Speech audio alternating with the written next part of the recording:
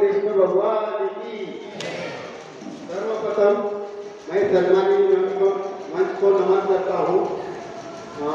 इधर आए हुए सभी अतिथियों का और उपस्थित मेरे समाज बहन बहन इनको मैं नमन करता हूँ, वंदन करता हूँ, दादा प्रणाम करता हूँ। सर्वप्रथम देखो, आज बिल्कुल बयान में बताया संगठना क्या है, इसकी विचारधारा क्या है, इसके ऊपर दो शब्द कहना है मुझे। तो इसके लिए पहले मैं आपको बताना चाहता हूँ, अगर हर समाज का विकास नहीं होता, उसके लिए कुछ चीजें मायने रखते हैं। हर समाज में तीन स्तर होते हैं, एक अमीर होता है, मध्यम होता है, गरीब होता है। पर ये तीन में समन्वय नहीं होता है। जो अमीर लोग होते हैं उनके पास उनको जरूरत नहीं होती, और जो मध्यम वर्ग के लोग होते हैं उनके पास समय नहीं होता है, और जो गरीब लोग होते हैं वो उनके पास हिम्मत नहीं होती। तो परिवर्तन आएगा कैसा? तो ये विचार, ये तीनों के इसमें दुआ बोल के ये गौरी समाज योग संगठना का हमने निर्माण किया है। ये संगठना गरीब, मध्यम और अमीर इसमें समन्वय करने का काम करेंगे, दुआ बोल के काम करेंगे। हमने ये संगठना की स्थापना 2 साल पहले की थी। तो ये संगठना की रूपरेखा क्या होनी चाहिए, संगठना क्या होनी चाहिए, उसका उद्देश्य, कार्य, विचारधारा क्या होनी चाहिए। तो सर्वप्रथम फिर जब हमने ऐसा विचार किया, तो ये जब हमने सर्वे किया तो हमको ऐसा लगा 0 से लेकर एंड तक अपने को हर क्षेत्र में काम करना है। तो फिर हमने क्या किया है, गौरी समाज योग संगठना एक अलग अलग समितियों में डिवाइड कर दिया है।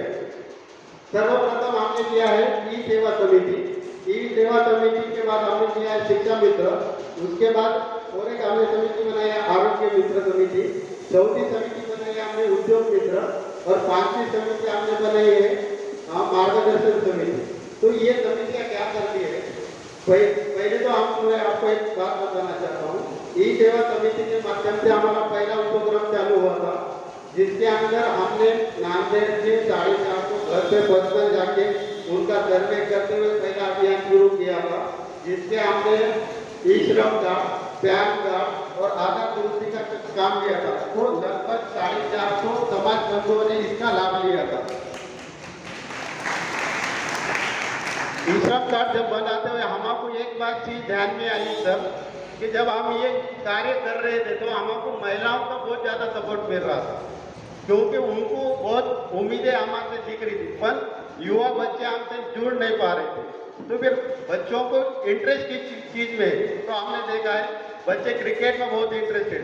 तो हमने एक इवेंट ऑर्गेनाइज किया है, हर संडे के दिन सुपर संडे इवेंट ज्वाइन किया है। तो उसके अंदर हमने क्या किया, यूनिटी सेशन, हमारे यादव अहिर गौड़ी समाज के नांदेड़ के जितने भी युवा बच्चे, सिर्फ गौड़ी समाज के ही बच्चे यूनिटी सेशन ज्वाइन करना। तो हमने जब ये यूनिटी सेशन चालू किया था, तो ऐसे हमारे यूनिटी सेशन 7 सेशन हुए सर, जिसके अंदर नांदेड़ के ही 15-16 टीम तैयार हो गए थे। एट ए टाइम 150 बच्चे ग्राउंड पे हर संडे को मिल रहे थे। इससे एक चीज हुई कि हमारे नांदेड़ जो विस्तार में जो बच्चे एक दूसरे से कम्युनिकेशन नहीं था, तो एक जुड़ गए। तो फिर उसके हमने क्या किया, वो उस चीज़ का फायदा होता है, हमने ग्राउंड पे आरोग्य शिविर रखा है, जिसके अंदर रक्तदान शिविर किया। तो 135 बच्चों का हमने रक्त की जांच की। आज उनका हमारा डाटा है, जब भी बच्चों को बुलाते हैं वो तुरंत पहुंच जाते हैं कि भाई रक्तदान के लिए। फिर उसके बाद हमने किया है, एक उद्योग मित्र समिति स्थापन की है, जिसके अंदर उद्योग मित्र समिति के अंदर हमने पहला कार्य जो किया है, अपने जो युवा बच्चे जो उनको मार्गदर्शन दे कि उद्योग बिजनेस कैसा करना चाहिए, बिजनेस कैसा करना चाहिए, उद्योग कैसा करना चाहिए, लोन कैसा लेना चाहिए। तो इसके अंदर हमको सबसे बड़ा सहकार्य हमारे अखिलेश भैया ने किया था। तो हमने एक ऐसा निःशुल्क कैंप लिया, जिसके अंदर ITR के निःशुल्क आवेदन हमने किए। तो 40 बच्चों ने निःशुल्क फॉर्म तो ITR भरा है। वो ITR भरने के लिए 1 रुपया भी अखिलेश भैया ने नहीं दिया, इसलिए उनके लिए एक जोरदार तालियां हो जाए। अखिलेश भैया ने ITR का महत्व समझा है बच्चों को। अभी जो बच्चे कार्य कर रहे हैं तो उनका प्रॉपर डॉक्यूमेंट मेंटेन नहीं कर रहे, तो उन्होंने बताया भैया आपको अगर घर बनाना है, बैंक में जाना है, तो वो पूछेगा कि भाई रिटर्न है क्या, तो डॉक्यूमेंट्स कैसे तैयार करना है, जॉबैक बनाना है, रिटर्न बनाना है, 3 साल के रिटर्न करना है, आपने को कितना लोन चाहिए, तो वो हिसाब से अपन रिटर्न फॉर्म करना चाहिए। और अगर अपन बैंक में अप्लाई करा, अगर आपने का डॉक्यूमेंट अगर कंप्लीट है तो कोई भी बैंक वाला आपने को मना नहीं करेगा। अगर आपका करोड़ों की भी प्रॉपर्टी है और हाउसिंग लोन चाहिए तो नहीं मिलेगा।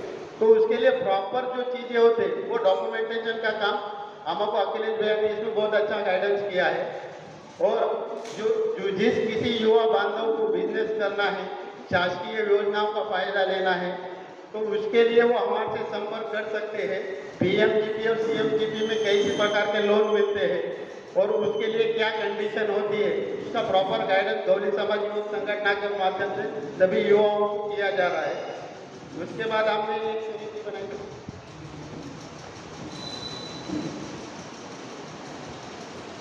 उसके बाद हमने एक समिति बनाई थी मार्गदर्शन समिति, जिसके अंदर हमारी जो सीनियर लोग हैं वो हमको हर बार हमको मार्गदर्शन करते रहते हैं।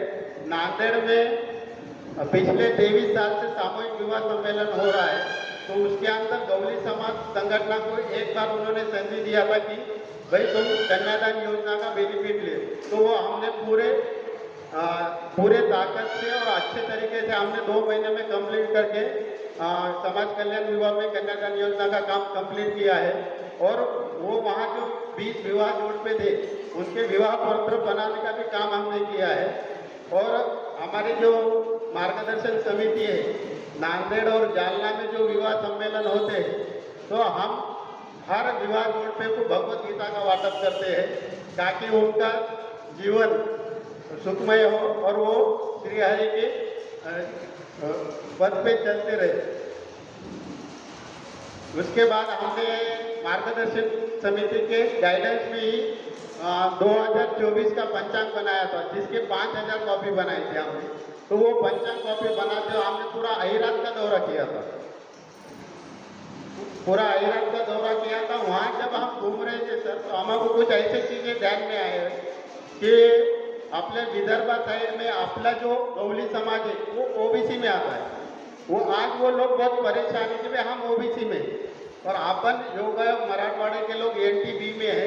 तो इस ओबीसी और एनटीबी में क्या फर्क है, मैं एक छोटा उदाहरण, हमको एक परतवाड़ा का एक बच्चा था प्रीतम गोखले बोल के, उन्होंने बताया था भैया मैं बी सिविल कर रहा हूँ, मेरा एडमिशन ओबीसी में हुआ है और मेरे को करंट फीस पर ईयर 80,000 रुपये, वही एनटीबी को खाली 1300 रुपये में एडमिशन होता है। पर अपने बच्चे वहाँ तक पढ़ ही नहीं रहे, तो कैटेगरी का फायदा क्या होगा ये आप लोगों को पता नहीं चल रहा है। अभी आपने देखा होगा महाराष्ट्र में एक ऐसा माहौल तैयार हो गया है, मनोज जरांगे पाटिल जरांगे फैक्टर जो चल रहा है वो ओबीसी में आने के लिए इतना धड़पड़ कर रहा है।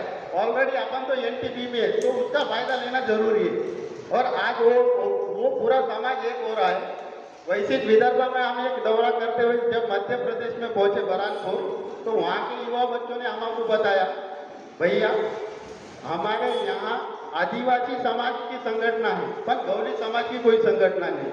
ये बहुत दुर्भाग्य, वो गांव-गांव जाके उन तक वो योजनाएं पहुंचा रहे, अपने कन योजना होते हुए भी अपन नहीं पहुंच पा रहे।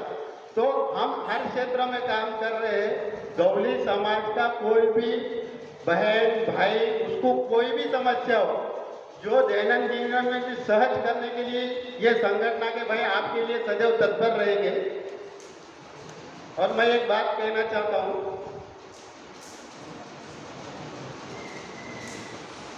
अभी जो सर मार्गदर्शन कर रहे हैं, सर ने हमको इंडिविजुअल भी मार्गदर्शन बहुत अच्छे से किया है। आपको अगर कुछ समझ में नहीं आता है तो गौली समाज संगठन से आप पर्सनली आके कांटेक्ट करके मार्गदर्शन ले सकते हैं। और आपको प्रवेश प्रक्रिया में हम सदैव आपके लिए तत्पर है गौली समाज के लिए, और समाज का आशीर्वाद हमारे पे बना रहे ताकि हम आगे भी ऐसे कार्यक्रम करते रहे। और मैं ये अपने शब्दों को विराम देता हूँ। धन्यवाद दीपक भैया। भैया के बोलने का तात्पर्य ऐसा था कि